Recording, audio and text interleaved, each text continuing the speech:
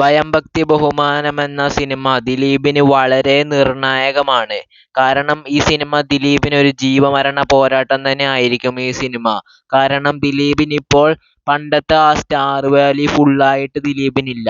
Prince and ഫാമിലിയിലൂടെ ദിലീപിൻ്റെ ആ star value പിടിച്ചു നിർത്തിയിട്ടേ ഉള്ളൂ. ഇനി ആ സ്റ്റാർ വാല്യൂ മുമ്പോട്ട് കൊണ്ടുപോയി ആ പഴയ സ്റ്റാർ വാല്യൂവിലേക്ക് എത്തണമെങ്കിൽ ബബ്ബബ്ബ എന്ന് പറയുന്ന ദിലീപിൻ്റെ സിനിമയ്ക്ക് നല്ല രീതിക്ക് ബോക്സ് ഓഫീസിൽ നിന്ന് കളക്ഷൻ നേടിയേ പറ്റുകയുള്ളൂ. മിനിമം ഒരു 100 കോടിയെങ്കിലും സിനിമയ്ക്ക് നേടിയാൽ ദിലീപിൻ്റെ പണ്ടത്തെ സ്റ്റാർ വാല്യൂ ട്രാക്കിലേക്ക് ദിലീപിന് തിരിച്ചു വരാൻ സഹായിക്കുന്ന ഒരു മാസ് എൻ്റർടൈൻമെൻറ്റ് പടം തന്നെയാണ് ബബ്ബബ്ബ. അപ്പോൾ ബബ്ബബ്ബ എന്ന സിനിമ ദിലീപിന് അത്രയ്ക്ക് നിർണായകമായത് കൊണ്ട് തന്നെ നമ്മൾ ഈ സിനിമ കാണുമ്പോൾ എന്തായാലും നെഗറ്റീവ് വരാതെ സൂക്ഷിക്കേണ്ടത് നമ്മുടെ കടമയാണ്. അപ്പോൾ ഇതിന് നെഗറ്റീവ് വരാതിരിക്കാൻ ചെയ്യേണ്ട കാര്യങ്ങളാണ് ഞാനിപ്പോൾ പറയാൻ പോകുന്നത്.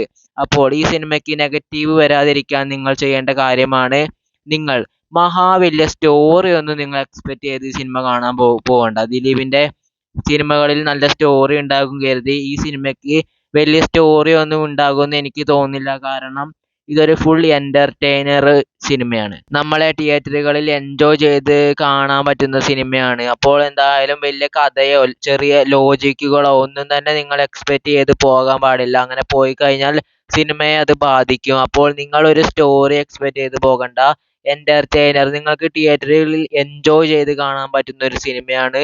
അപ്പോൾ നിങ്ങൾ സ്റ്റോറി എക്സ്പെക്റ്റ് ചെയ്യാതെ പോയി കഴിഞ്ഞാൽ ഇനി വലിയ സ്റ്റോറി ഉണ്ടെങ്കിൽ നമുക്കത് വലിയൊരു കാര്യമായിരിക്കും. അപ്പോൾ എന്തായാലും സ്റ്റോറി എക്സ്പെക്റ്റ് ചെയ്ത് പോകാൻ പാടില്ല. പിന്നെ ഇപ്പോൾ ഉണ്ടായ ഒരു സംഭവമാണല്ലോ, ടീസറിൻ്റെ മ്യൂസിക് ആളുകൾക്ക് ഇഷ്ടപ്പെടാത്തത് കൊണ്ട് ഷാൻ റഹ്മാനെ പുറത്താക്കിയത്. അതെന്തുകൊണ്ടും നന്നായി. അത് ഞാനൊരു ഷോർട്ട് വീഡിയോയിൽ പറഞ്ഞതാണ്. കാരണം ഷാൻ റഹ്മാൻ്റെ മ്യൂസിക് പഴയ സിനിമകളുടെ ഒക്കെ സാമ്യമുള്ള മ്യൂസിക്കുകളാണെന്ന് കുറേ പേർ പറയുന്നുണ്ട്. ഇപ്പോൾ ഈ ടീസറിലത്തെ മ്യൂസിക് തന്നെ ആട് 2ൻ്റെ ചെറിയ മ്യൂസിക്കിൻ്റെ ഒരു സാമ്യമൊക്കെ ഉണ്ട്. അപ്പോൾ എന്തായാലും കാരണം ഇതിൻ്റെ തീരെ കഥയില്ലെങ്കിൽ തന്നെ നമ്മുടെ BGM-ൽ പടത്തെ നല്ല രീതിയിൽ താങ്ങി നിർത്താൻ പറ്റും. അപ്പോൾ അതുകൊണ്ടായിരിക്കും ഇപ്പോഴത്തെ സ്റ്റാർ ആയിരിക്കുന്ന ജേക്സ് ബിജോയെ കൊണ്ടുവന്നത്.